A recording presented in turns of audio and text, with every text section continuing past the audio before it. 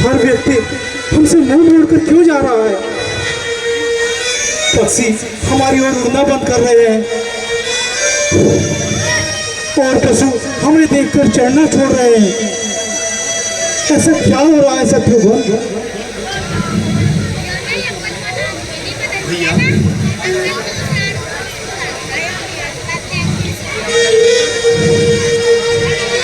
भैया मुझे भी कुछ अनहोनी के लक्षण नजर आते हैं। न जाने क्यों मेरा दिल भी आप ही की तरह विभोर हो रहा है। पता नहीं अयोध्या में ये क्या हो रहा है। चलिए भैया अब महलों की ओर चलते हैं और माता कैकेयी से ही बात करते हैं। चलो भैया।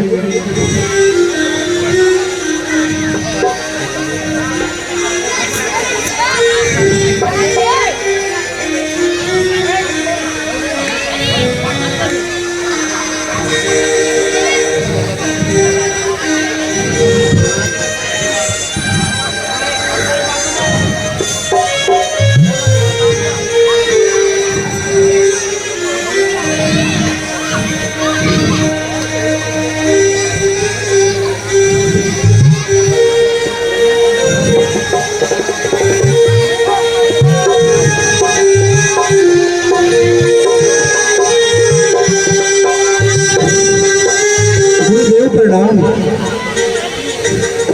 माता श्री, प्रणाम। आओ बेटा भरत, मेरे गले लग जाओ।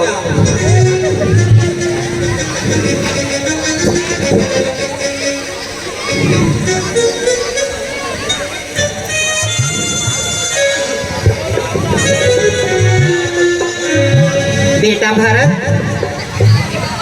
ननिहाल में सब कुछ ठीक है?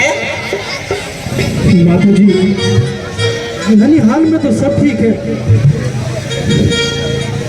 परंतु अयोध्या में ये कैसा सूनापन नजर आ रहा है?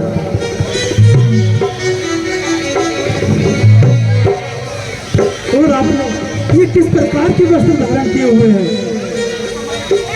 बेटा तुम महल में जाके विश्राम करो, मैं तुम्हें सब बताती हूँ। नहीं माता जी, आप तुरंत बताइए, ये समय विश्राम का नहीं है। मेरा मन बहुत व्याकुल हो रहा है माता जी। बेटा भरत तुम मेरी बात तो मानो। तुम्हारे हाथ तिलक है। माता मेरा राज तिलक ऐसे कैसे हो सकता है माता? राज तिलक पर तो भैया राम का अधिकार है माता, और उन्हीं का राज तिलक होना चाहिए। बेटा मैंने तेरे लिए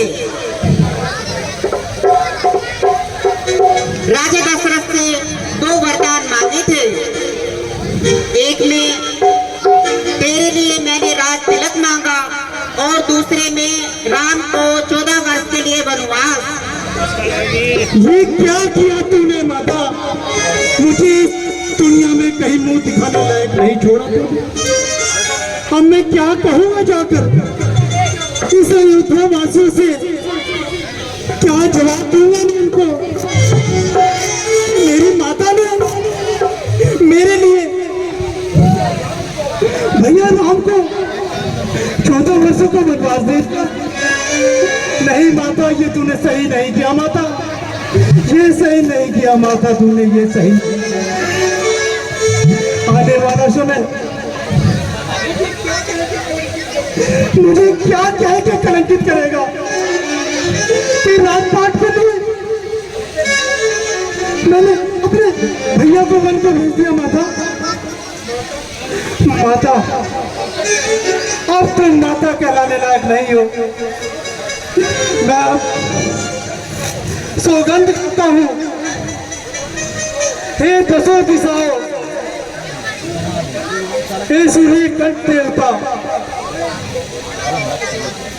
मैं तुम्हें साक्षी मानकर और सौगंध ये उठाता हूं कि आज से ना तो ये मेरी माता की कही है और ना ये भरत इनका पुत्र है। नहीं नहीं, ऐसा मत कहो। नहीं माता नहीं, यही सत्य है और आने वाले समय को सुधारने के लिए तुम्हें तुम्हारा त्याग मुझे आज करना होगा माता, त्याग करना होगा।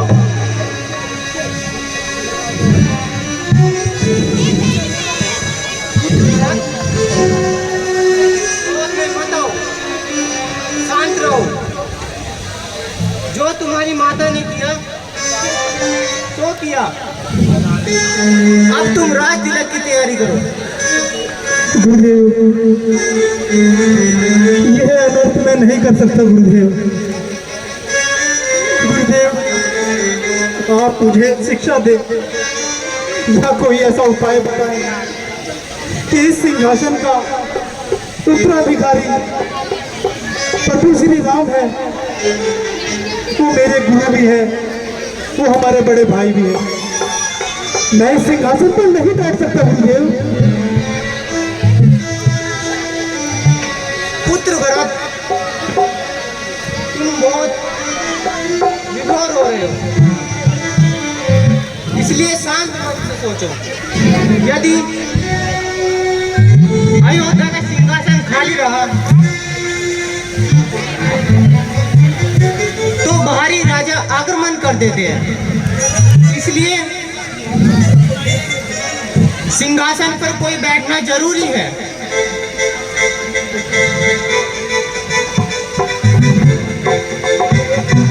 गुरुदेव, मैं यह कदापि नहीं कर सकता। अपने बड़े भैया के होते हुए मैं ये कार्य नहीं कर सकता गुरुदेव, मैं ये कार्य नहीं कर सकता। यदि आपकी आज्ञा हो तो मैं भैया राम को अयोध्या वापिस लाकर इस सिंहासन पर बिठाऊंगा। पुत्र भरत, राम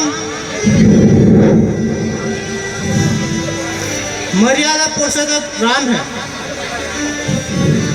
उन्होंने अपने पिता की आज्ञा के लिए 14 वर्ष के लिए वनवास चुना है, इसलिए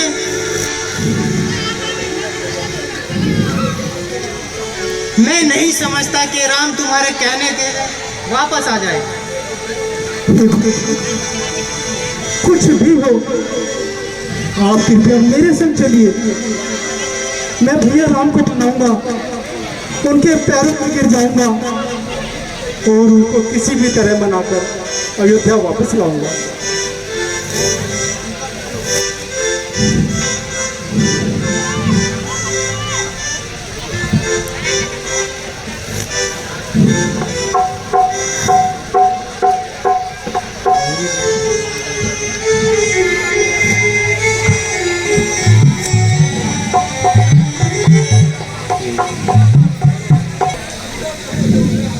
और आज जो ये सुंदर समय जो आया है तेरे राज तिलक के लिए, मैंने ही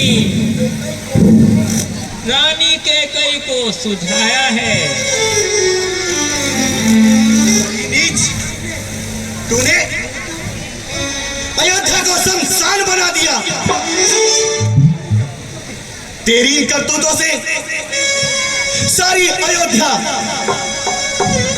हमें बुरी दृष्टि से देख रही है। हे मंत्रा, तूने ऐसी आग क्यों लगाई है? चल और आजा मेरी बहुत सुंदर, जोरदार तालियां।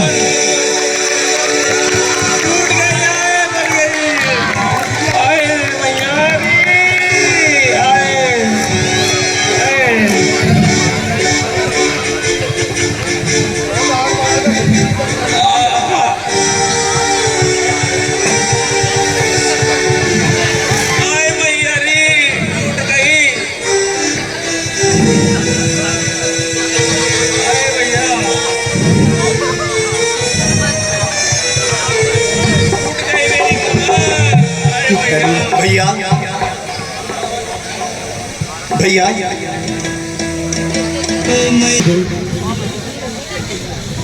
अब मैंने निश्चय कर लिया है कि मैं वन में जाकर प्रभु राम और माता सीता को और भैया लक्ष्मण को अयोध्या लेकर ही आऊंगा प्रभु।